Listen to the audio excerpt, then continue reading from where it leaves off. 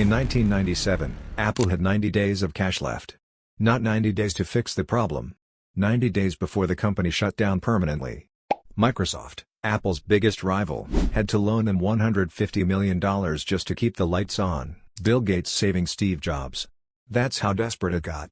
12 years earlier, Apple had fired the one person who could have prevented all of it. They voted him out. Watched the company collapse without him, then spent $429 million buying back the company he started after they pushed him out, just to beg him to return. He came back. 11 years later Apple was worth $3 trillion. The board that fired him never saw a dollar of it. That $3 trillion empire exists because Apple admitted the biggest mistake in corporate history. Steve Jobs was not an engineer. He couldn't write code. He couldn't build hardware. Steve Wozniak built the first Apple computer. Jobs just sold it. But Jobs had something Wozniak didn't. He could walk into a room and make people believe something that didn't exist yet was inevitable. He called it a reality distortion field. People who worked with him described it as terrifying and magnetic at the same time. He was adopted. Dropped out of Reed College after one semester, because he didn't want his adoptive parents spending money on a degree he wasn't sure about. He slept on floors. Returned Coke bottles for food money. Sat in on a calligraphy class he had no reason to take. Years later that class became the reason the Macintosh had beautiful fonts. At 21, he co-founded Apple with Wozniak in his parents' garage in Los Altos, California.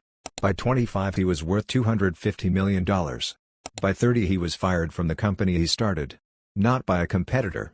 Not by the market. By the people sitting in his own boardroom. 1983. Apple was struggling to compete with IBM.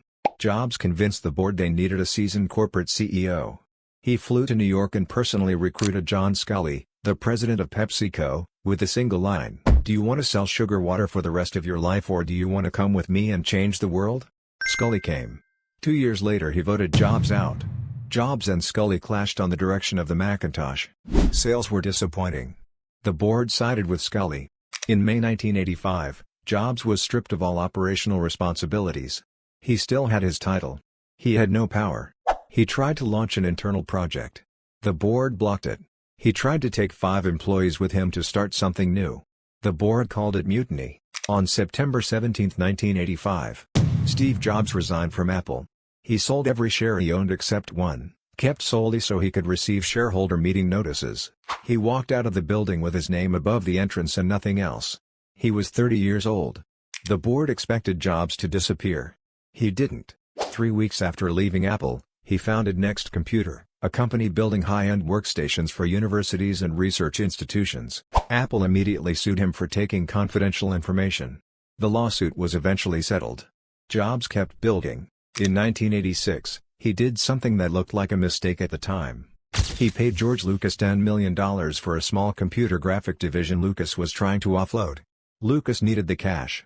Jobs saw something nobody else saw. That division became Pixar. 1995. Toy Story became the first fully computer-animated feature film in history.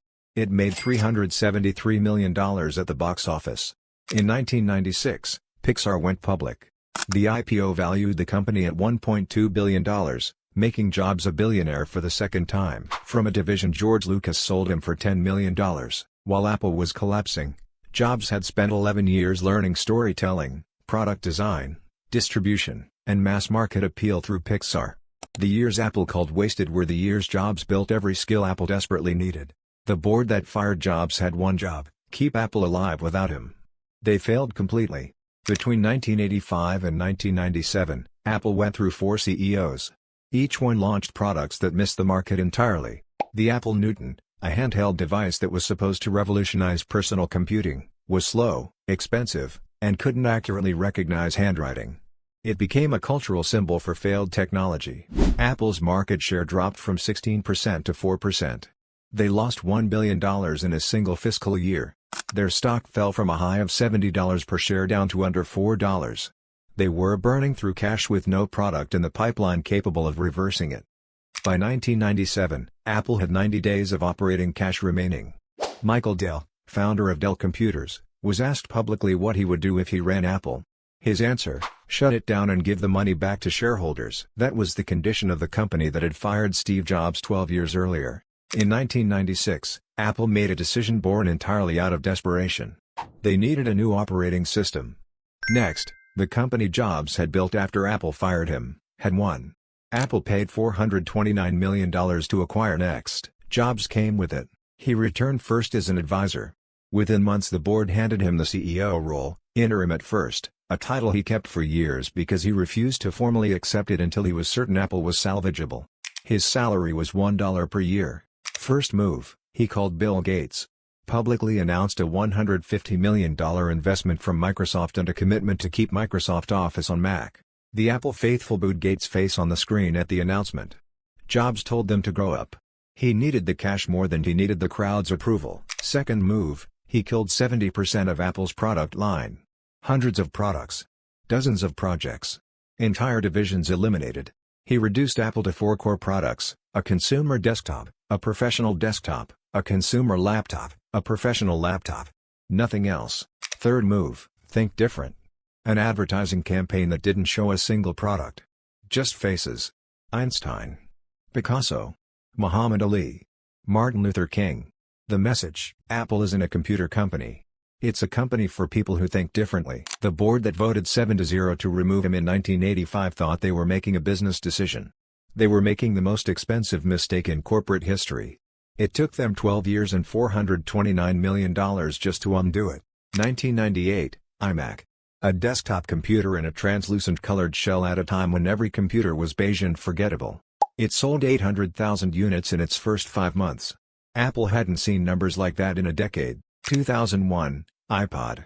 1,000 songs in your pocket. The music industry was being destroyed by illegal downloads. Jobs went to the record labels and negotiated a deal every executive said was impossible. 99 cents per song on iTunes, legal, simple, and cheaper than a lawsuit. iPod became the dominant music device on Earth within 3 years. 2007, iPhone. Jobs stood on a stage and announced 3 products, a widescreen iPod, a revolutionary phone, and a breakthrough internet device. Then told the audience it was all one device. The smartphone market was owned by Nokia and BlackBerry. Within 4 years both companies were irrelevant. 2010, iPad. A category that didn't exist became a $20 billion business within 2 years. Each product didn't just sell. It made the products around it more valuable. Every iPhone sold made iTunes more valuable. Every iTunes account made the App Store more valuable. Jobs didn't build products. He built an ecosystem that locked 500 million people in and made leaving feel impossible. In 1997 Apple was worth $3 billion in 90 days from shutting down. By 2011 it was worth $350 billion and the most valuable company in America. Steve Jobs died on October 5, 2011. He was 56 years old. Apple was worth $350 billion the day he died. Today, Apple is worth $3 trillion. Jobs told his biographer, Walter Isaacson, that getting fired from Apple was the best thing that ever happened to him. That the heaviness of success was replaced by the lightness of being a beginner again. That Next and Pixar taught him things he never would have learned inside Apple. The board fired him and created the exact person Apple needed to survive. John Sculley, the man Jobs recruited from Pepsi, the man who led the vote to remove him, gave an interview in 2010. Apple had just become the most valuable technology company in the world. Sculley said, he regretted the decision every single day. He should. They all should. The man they voted out built a $3 trillion company. The board that removed him is a footnote.